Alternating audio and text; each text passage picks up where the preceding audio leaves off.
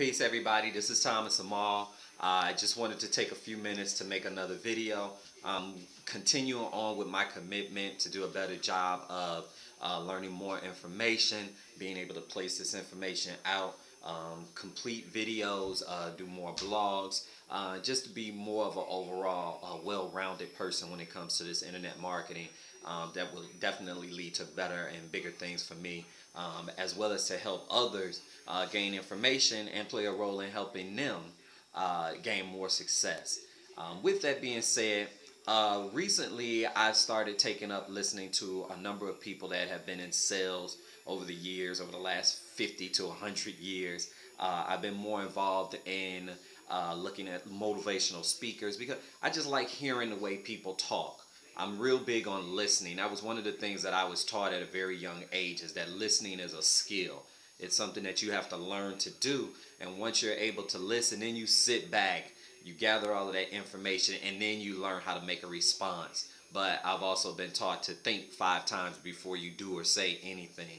If you don't have knowledge or understanding of something, why are you opening your mouth? That's when you go after people who do have understanding in an item. If I wanted to have something fixed on my car, being that I'm not a mechanic, I'm not going to sit there and try to start fixing it. I'm going to go to a mechanic because that's what they do. So I go to the people that have the understanding and the knowledge to better myself. Well, in this particular video, I just wanted to briefly talk about some things that I heard. I started paying attention to or listening to Napoleon Hill's 17 Principles of Success.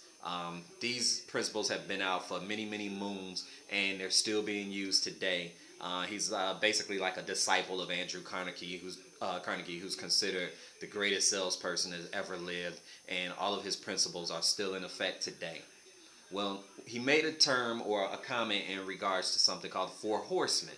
And those of us that are my age, you thought of the 4 Horsemen, you think of wrestling, old school, things like that. But what he really meant was poverty, fear, illiteracy, and superstition.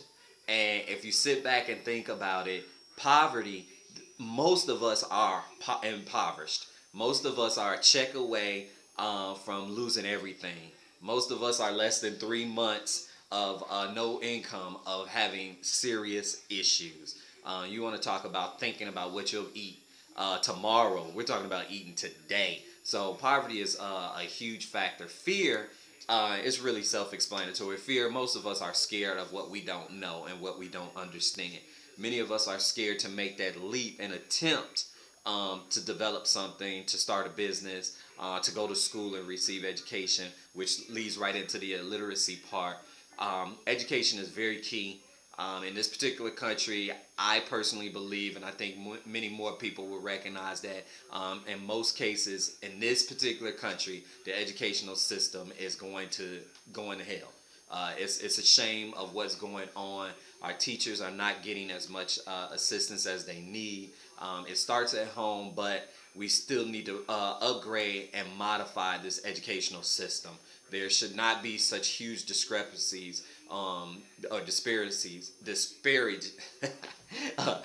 There should not be distinct differences between suburban schools and city of Chicago schools, or urban areas or rural areas. The educational system should be a lot better than it is. And what that would do is that would help as far as more modern technology, more ideas as far as development, infrastructure, and things like that. And then superstition, you know, everybody has superstitions.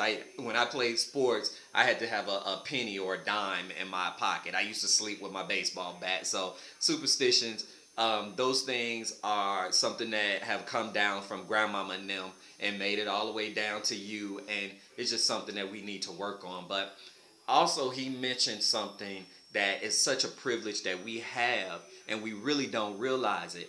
And that is a privilege to really have complete control of our mind. Complete control. Nobody can control your mind or my mind but myself. And what he talked about was something called the applied faith. And in essence, what you do with that is you think of the things that you want, the good things, the positive things. You keep that in tune, and you just have it, you know, literally focus on what you want, and not think of the things that you don't want. I mean, it's simple.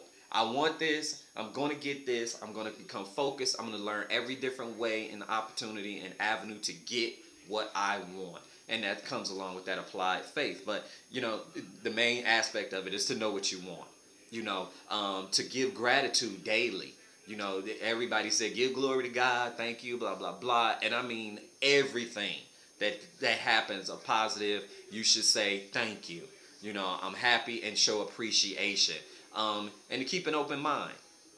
You know, take in all of the information that you can and be willing to make and take chances. Because if you don't, you know, you won't be able to understand how to accept defeat.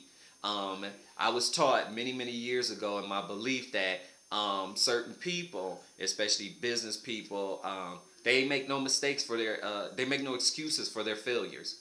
If there's a mistake made, they go back and they correct it and they start all over again. Most business people that are successful and that have gone through that process, they can tell you they have failed so many more times than they have been successful. It's a shame. But with that, I wanted to make it brief, which I'm going to start doing more. I'm keeping my videos a lot brief, a lot shorter, and then we can make more. I'll put them in our blogs and things like that. I'm looking for comments from you. I really think that you should pay attention to what we have going on. Look at the information below, because you deserve this. You deserve the success that most of us are coming into play with. In our company, Empower, there's over 70,000 people worldwide. For a company that's only 13, 14 months old, there's been over $20 million in commissions. And yes, I've been a part of that, receiving commissions. But of course, I'd like to receive a lot more. And I plan on doing that.